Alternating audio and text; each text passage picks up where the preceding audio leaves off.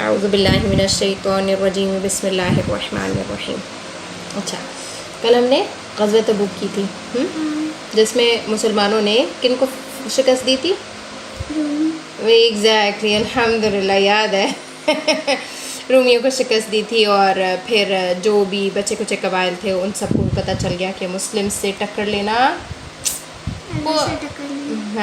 وہ بہت ہی ناممکن سی چیز ہے، کیونکہ وہ حقیقی مسلمان تھے نا. ان کے دلوں میں ان کے عقائد، ان کے عمل، ان کی ایک ایک چیز جو ہے وہ اسلام کے مطابق تھی. اس لیے پھر وہ جہاں پر رہتے تھے وہاں پھر وہ رعب اور دبدبہ قائم ہو جاتا تھا اللہ تعالیٰ کی طرف سے، کیونکہ ان کے اندر کوالٹی تھی اسلام، ان کے اسلام فالو کرنے میں کوالٹی تھی. بہرحال اس کے بعد اس 9 ہجری میں بڑے کچھ اہم واقعات ہوئے. ان میں سے ایک تو نجاشی بادشاہ تھا جو کہ فوت ہو گیا، جہاں پر کافی سال پہلے مسلمانوں نے جو ہے وہ ہجرت بھی کی تھی، اور نجاشی بادشاہ نے مسلمانوں کی بہت زیادہ سپورٹ کی تھی. نجاشی ویسے تو عیسائی تھا، لیکن پھر جب اس نے قرآن کی آیتیں اور اس دین کے پیغام کو سنا تو وہ مسلمان ہو گیا، کیونکہ آپ صلی اللہ علیہ وسلم نے اس کی نماز جنازہ پڑھی تھی. تو یہ اس بات کے اوپر دلیل ہے، کیونکہ آپ نان مسلمس کی نماز جنازہ تو نہیں پڑھتے نا. تو آپ صلی اللہ علیہ وسلم نے غائبانہ نماز جنازہ پڑھی، کیونکہ وہ تو حبشہ میں اس کو انہوں نے بریٹ کیا تھا. پھر اس کے بعد حضرت نبی صلی اللہ علیہ وسلم کی ایک اور بیٹی ام کلثوم رضی اللہ عنہ ان کا نام تھا، وہ فوت ہو گئی. ان کا آپ صلی اللہ علیہ وسلم کو بہت دکھ تھا، ٹھیک ہے، اور وہ حضرت عثمان رضی اللہ عنہ کی وائف تھیں. اب حضرت عثمان رضی اللہ عنہ جو ہیں ان کے پاس آپ صلی اللہ علیہ وسلم نے 2 بیٹیاں ان سے شادی کری تھی ان کی، ٹھیک ہے. ایک پہلے شادی ہوئی، وہ اس کی ڈیتھ ہو گئی، ٹھیک ہے. پھر اس کے بعد سیکنڈ بیٹی سے شادی ہوئی، پھر ان کی بھی اب یہ سیکنڈ ون ہے جن سے شادی ہوئی تھی تو وہ ڈیتھ ہو گئی. اوکے، تو اس لیے ان کو کیا کہا جاتا ہے؟ ذو النورین، 2 نوروں والے، کیونکہ انہوں نے آپ صلی اللہ علیہ وسلم کی 2 بیٹیوں کے ساتھ ڈفرینٹ ٹائمنگز میں جو ہے وہ شادی کی تھی.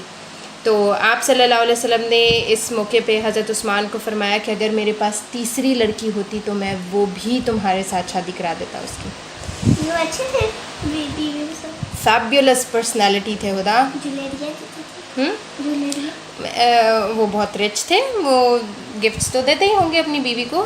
اب ان کی اتنی زیادہ لائف تو مجھے نہیں پتہ ہے، لیکن he was a quite rich man, اور وہ بہت اچھے انسان تھے، عشرہ مبشرہ میں سے تھے. ان کو دنیا میں اللہ تعالیٰ نے جنت کی بشارت دی تھی. اینڈ ون تھنگ جو ان کے بارے میں بڑی ہی مشہور ہے کہ وہ بہت زیادہ حیا پسند انسان تھے. کہ آپ صلی اللہ علیہ وسلم ایک دفعہ بیٹھے ہوئے تھے ایک جگہ کے اوپر، تو آپ صلی اللہ علیہ وسلم نے نا اپنی پنڈلیوں سے جو تہبند یا جو بھی پہنا ہوا تھا وہ اپنا اوپر کیا ہوا تھا. تو جب حضرت عثمان رضی اللہ عنہ آئے تو آپ نے نیچے کیا، اس کو کور کیا، اپنی جو پنڈلی تھی اس کو. پنڈلی جو ہے نا یہ لوور لیگ والا یہ پارٹ ہوتا ہے، اس کو آپ صلی اللہ علیہ وسلم نے کور کیا. تو آپ نے پھر اس ٹائم یہ فرمایا تھا کہ یہ حضرت عثمان جو ہیں ان سے تو فرشتے بھی حیا کرتے ہیں، کیونکہ وہ بہت ان کی جیسے حضرت عمر جو ہے وہ بہت ایسے دمدار قسم کی پرسنالٹی تھی. آ جاؤ جی لڑ لو جس نے لڑنا ہے، 2 ہاتھ ہیں. مطلب ان کی پرسنالٹی کے جو ایک مین پارٹ تھا وہ یہ تھا. اسی طرح حضرت عثمان میں حیا بہت زیادہ تھی. ہر بندے کی اپنی کوالٹی ہوتی ہے نا. تو بہرحال ہیں تو دونوں ہی صحابی بہت زیادہ جلیل اور بہت زیادہ رسپیکٹیو، اور عشرہ مبشرہ میں سے ہیں حضرت عمر بھی اور حضرت عثمان رضی اللہ عنہ بھی. اس کے بعد ایک اور کام کیا ہوا تھا کہ جو عبداللہ ابن ابی منافق تھا، منافقوں کا سردار لیڈر، اس کی ڈیتھ ہو گئی تھی. آپ صلی اللہ علیہ وسلم نے ان کے لیے دعائے مغفرت بھی کی تھی. ایون ان کے بیٹے نے آپ سے چادر مانگی تھی تو آپ نے چادر بھی دے دی تھی اپنی، ٹھیک ہے، اور آپ نے اس کی نماز جنازہ بھی پڑھائی تھی. لیکن اس کے بعد حالانکہ حضرت عمر رضی اللہ عنہ نے آپ کو بہت روکا تھا کہ آپ ان کی نماز جنازہ مت پڑھائیے، لیکن آپ صلی اللہ علیہ وسلم نے پڑھائی. تو اس کے بعد اللہ تعالیٰ نے رول نکال دیا کہ منافق یہ لوگ ہیں اور ان کی نماز جنازہ نہیں پڑھنی، ٹھیک ہے. منافقین کے لیے دعائے مغفرت نہیں کرنی، نماز جنازہ نہیں پڑھنی، کیونکہ جب ہم نماز جنازہ پڑھتے ہیں نا تو اس میں اصل میں ہم سجدہ نہیں کرتے. عام نماز میں تو ہم رکوع بھی کرتے ہیں، سجدہ بھی کرتے ہیں، لیکن نماز جنازہ میں نو رکوع نو سجدہ. کیونکہ آپ کے سامنے ڈیڈ باڈی پڑی ہوتی ہے، ٹھیک ہے، اس لیے رکوع سجدہ نہیں ہوتا، صرف اسٹینڈنگ پوسچر میں آپ کو کھڑے ہونا ہوتا ہے، تکبیرات ہوتی ہیں اس کے اندر، اور دعائیں مغفرت ہوتی ہے. جو فوت ہونے والا شخص ہوتا ہے نا، اس کے لیے تمام لوگ دعائیں مغفرت کرتے ہیں کہ اللہ تعالیٰ اس شخص کو بخش دیں. تو اس وجہ سے پھر منافقین کی نماز جنازہ نہیں پڑھی جاتی، ٹھیک. لیکن ظاہر ہے اب ہم اس رول کو اپلائی نہیں کر سکتے، کیونکہ ہم کسی کے اوپر نفاق کا فتویٰ نہیں لگا سکتے.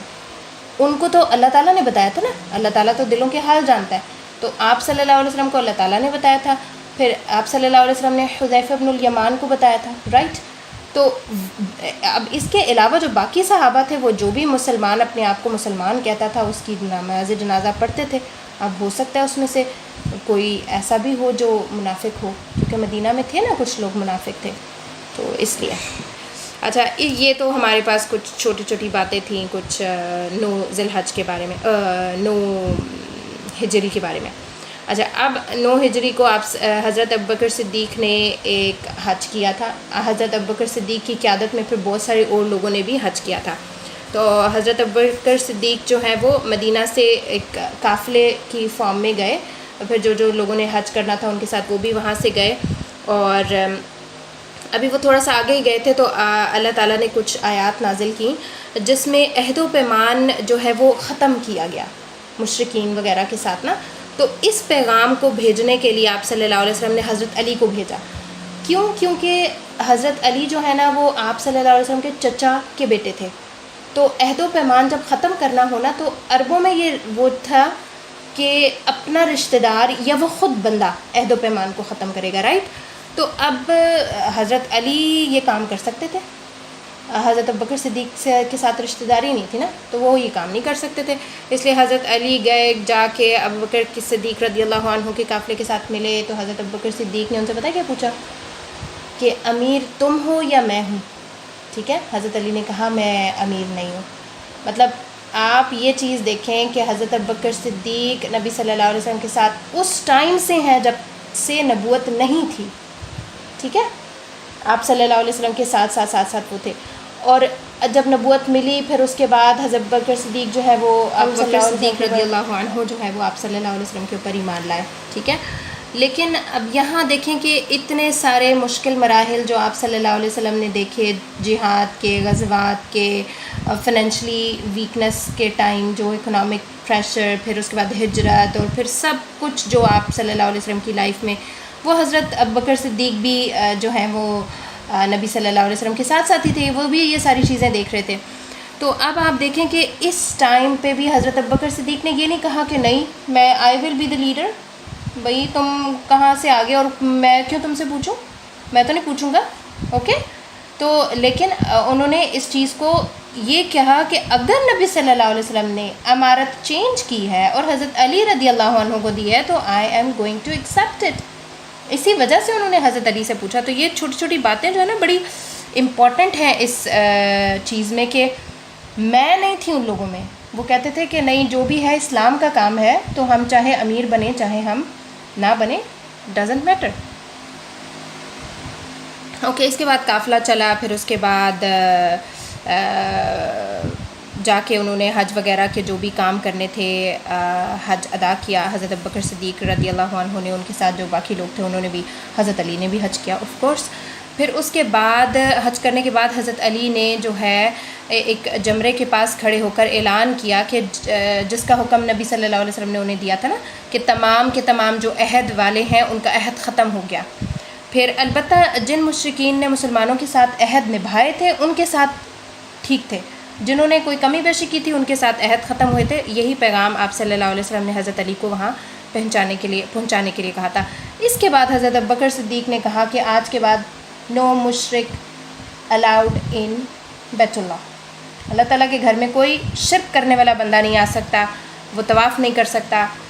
لوگ وہاں پہ ننگے بھی، آپ کو پتہ ہے، طواف کرتے ہوتے تھے. ننگے کیا ہوتے؟ Naked, without dress. لڑکے، آئی ڈونٹ نو لڑکیوں کے بارے میں، لیکن مردوں کے بارے میں وہ ننگے طواف کیا کرتے تھے. ننگے کرتے، ہاں، لیکن یہ ان کا ایک ان کے حوالے سے ایک چیز تھی. حضرت ابوبکر صدیق نے اس چیز کو بالکل منع کر دیا. اور یہ بس ایک لاسٹ ایک پوائنٹ تھا جس سے بت پرستی اور جو مشرکین کا یہ سارا حساب کتاب تھا وہ فنشڈ ہو گیا. ٹھیک اوکے, یہاں پہ جو حج تھا وہ کمپلیٹ ہو گیا حضرت ابوبکر صدیق کا. اب ہم دیکھتے ہیں کچھ آپ صلی اللہ علیہ وسلم کے جو ایز اے لیڈر انہوں نے اتنے سارے سال مکہ میں مدینہ میں گزارے, اس کے حوالے سے کچھ باتیں. دیکھیں آپ کو پتہ ہے جو سارے غزوات آپ صلی اللہ علیہ وسلم کی قیادت میں صحابہ نے لڑے ہیں, ان میں سے 2 ایسے ہیں جن میں تھوڑا سا مسئلہ پیدا ہو گیا. ایک غزوہ احد جس میں آپ صلی اللہ علیہ وسلم نے کچھ صحابہ کو کہا تھا کہ آپ نے یہ والا پوائنٹ نہیں چھوڑنا, اور وہ انہوں نے جب دیکھا کہ سارے مشرکین بھاگ گئے تو انہوں نے وہ پلیس چھوڑ دی تھی. اور پھر آپ کو پتہ ہے مشرکین پیچھے سے آئے تھے اور پھر انہوں نے بہت زیادہ صحابہ کو نقصان پہنچایا تھا. ایون نبی صلی اللہ علیہ وسلم کا بھی کافی ساری چوٹیں وغیرہ آئی تھیں اس غزوے میں. اور دوسرا غزوہ حنین. حنین میں بھی مسلمان جو ہے وہ پلٹ گئے تھے. حالانکہ جہاد کرتے ہوئے آپ کو یا تو غازی ہونا ہوتا ہے یا آپ کو شہید ہونا ہوتا ہے. آپ میدان جنگ چھوڑ کے بھاگ نہیں سکتے, لیکن وہ اتنا سخت اور اتنا پریشر والا ٹائم ہو گیا تھا کہ اس میں جو صحابہ تھے وہ پیٹ ایک دفعہ انہوں نے پھیر لی تھی, لیکن آپ صلی اللہ علیہ وسلم نے ان کو دوبارہ بلایا اور ان کو اکٹھا کیا دوبارہ. دونوں غزوہ میں اسی طرح سے آپ صلی اللہ علیہ وسلم نے صحابہ کو دوبارہ اکٹھا کیا تھا. اب آپ دیکھیں کہ کوئی انسان, ایک عام انسان کو اگر آپ لیں تو اس ٹف ٹائم میں اس کو اپنی جان کی پڑ جاتی ہے سب سے پہلے. کیوں؟ کیونکہ وہ کہتا ہے یار یہ تو سارے بھاگ رہے ہیں اور میں مر جاؤں گا. جو ایک عام حکمران یا ایک عام کمانڈو ہے وہ یہی بات ہی سوچے گا نا کہ اب تو میرے پہ مشکل وقت آنے لگا ہے اور میری تو موت آ جائے گی. لیکن نبی صلی اللہ علیہ وسلم نے اس ٹائم پہ بھی اپنی امت کو اکٹھا کیا, اپنے لوگوں کو دوبارہ جہاد کی طرف بلایا اور ان سے, اور وہ موت کے منہ میں کھڑے ہوئے تھے دونوں غزوات میں اسی طرح سے تھا. تو یہ ایک پوائنٹ ہے جو آپ صلی اللہ علیہ وسلم کی قیادت میں بہت ہی ایک اہم وہ ہے کہ آپ نے اپنی جان کی پرواہ نہیں کی. اور اصل میں مسلمان کو ہونا بھی ایسے ہی چاہیے کہ اسلام ہمیشہ ابو ہے اس کی اپنی جان سے.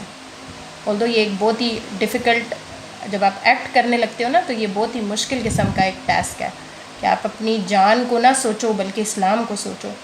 یہ بہت ہی ڈیفیکلٹ ٹاسک ہوتا ہے, لیکن آپ صلی اللہ علیہ وسلم نے اس کو کر کے دکھایا دونوں غزوات. پھر آپ صلی اللہ علیہ وسلم کو جو غزوات میں مال غنیمت اور جو بھی چیزیں غزوات کی بدولت مسلمانوں کے ہاتھ آتی تھیں, اس سے اکنامکلی آپ صلی اللہ علیہ وسلم نے تمام مسلمانوں کا سوچا. دیکھیں آپ اگر اس چیز کو یہ کمپیئر کریں نا کہ کوئی عام بندہ اگر اتنی بڑی جنگ جیتتا ہے اور اس کو بہت مال ملتا ہے تو وہ کہتا ہے یار پہلے میں اپنا پیٹ بھر لوں نا, باقی لوگوں کی میں بعد میں سوچوں گا.